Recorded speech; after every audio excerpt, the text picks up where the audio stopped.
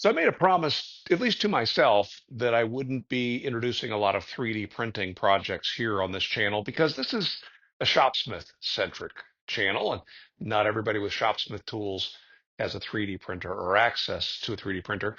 Although over at mygrowthreads.com, my website, I've shown a few things that I've printed recently, such as some table inserts for the Shopsmith. What are these for? So the bandsaw. That's right. And I did talk to a few people about my need to be able to explain to students at my work the difference between Phillips and Posi drive. And so I printed up some screws and some screwdrivers to demonstrate that. But that's not what this video is about. Um, a short time ago, Shopsmith discontinued this device. This is a chisel sharpening guide that is designed to help a new wood turner using the five basic tool set that Shopsmith at least used to sell to guide you through the sharpening of those. And it's rudimentary sharpening, and it's more than anything else, I think it's a great tool to help you learn how to then later freehand sharpen. This works with the disc sander on the Shopsmith. And as I said, unfortunately, Shopsmith discontinued this. Well, bring us up to today, and a gentleman on Facebook in the Facebook Shopsmith group named Doug Smith has freely shared a video file to help folks who either don't have one of these, can't have one of these, or maybe needs to repair one of these. And this is what I've been printing the last couple days. Let me show it to you. Yeah, I say printing the last couple days, only because I've been busy and I haven't had time to do this all in one take. Also, I did at a few people's suggestion, they suggested printing this at a 45-degree angle would make a stronger part. Probably true, but I had two total fails with it, even using the right supports. And so I printed it flat, thinking to myself, if that's the way it should have been printed, Doug probably would have made that suggestion because I have no doubt he printed this himself. So I just pulled this one off. You can see that it actually has some supports in the bottom because the genuine article is hollow on the bottom. And that looks like Doug created this to be basically a one-for-one replacement of this part. So these pieces, at least the places where I need to have access to install a bolt, I'll need to clean out the area behind that to install the bolt. But you could leave these in place. It really only rests around the perimeter and here in the center. If you really wanted to fill this in, I suppose you could put some epoxy in these places, but I'm not going to. This last build plate builds a lot of the other pieces. This is going to be the bar that will clamp it onto the table. We'll see how that works. And there's a scale and there's a knob. What didn't seem to work here are a couple bolts or screws that are unique to the jig and to the spreading bar that Shopsmith uses on their feather boards. So I'm going to go ahead and I'm going to steal what I need off of this one. But just know that you could source those hardware pieces pretty much anywhere if you wanted to build one of these from scratch. Let me pull these pieces off and we'll see what we can use. This is actually quite a rewarding experience when you pull these pieces off. It can be anyway, these supports. Of course, this one's fighting me. There we go. Didn't come out in one piece, but you can see. There we go. And with that pulled off, take a look. Whoop, take a look at that. Here's the front. Here's the back. Curious if this thread, here's just the top off of that knob. Oh, that could have printed a little nicer. That's my own fault. I'm curious if that is actually going to be able to function. This official one has a threaded insert molded into it. This one will accept an insert here. One of these. I don't know. I don't see what makes sense to me to be a part to hold threads. Maybe I missed a part. That appears to be threaded.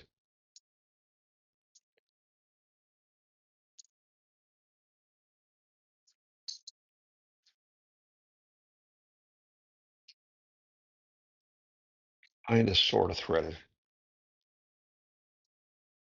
All right. Not going to worry about that because that part of the jig is the least important part to me. This is used for a round nose scraper. But let's go ahead and put this together with the pieces that we have to know if the rest of this is accurate enough that it could be used.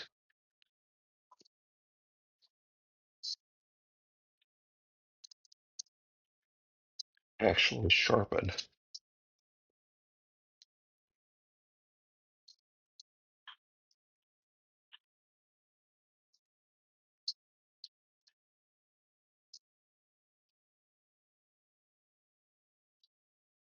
The hole's too tight.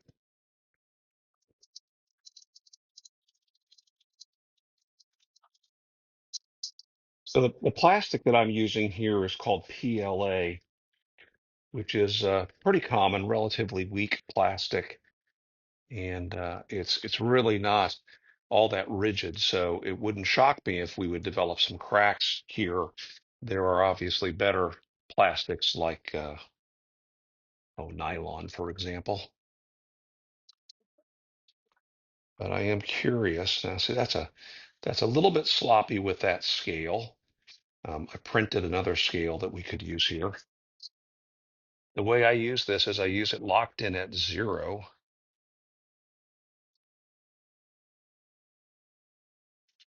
Yeah, I would definitely need a better scale for this. Let's find out if this will work. All right, I got some beater chisels.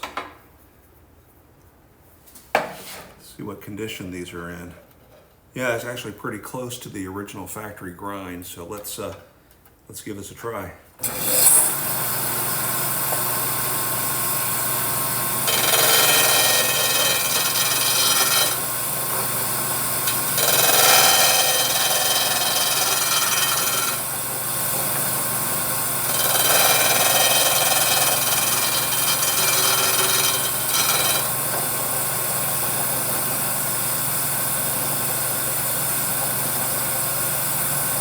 A little bit of a nick right there.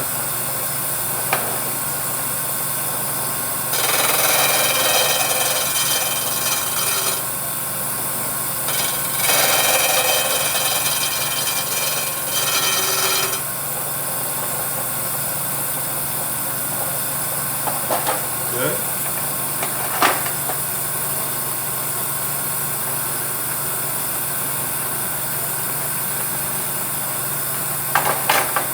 Now, I did a video on the use of this jig, so I would direct you there to check out the full process.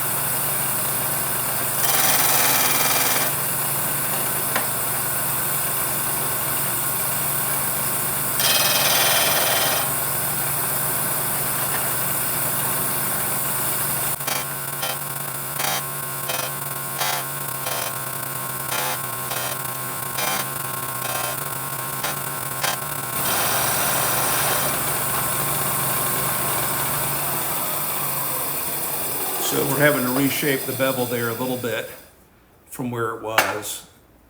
That's coming out okay. Let's check out the parting tool.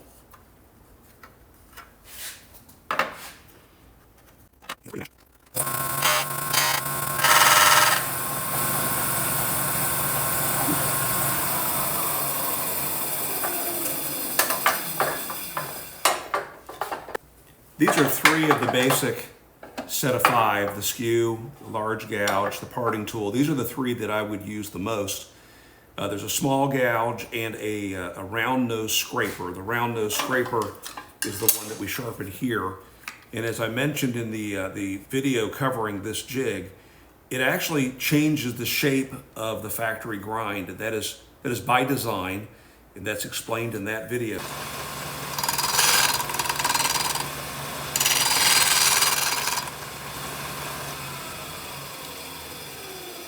I need a tighter fit here. I think I'm missing a washer.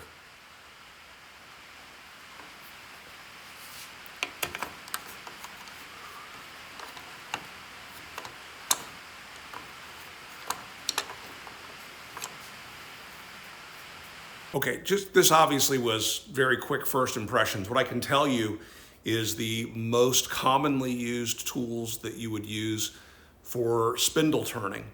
It's a match for the Shopsmith jig. Good job, Doug. Excellent.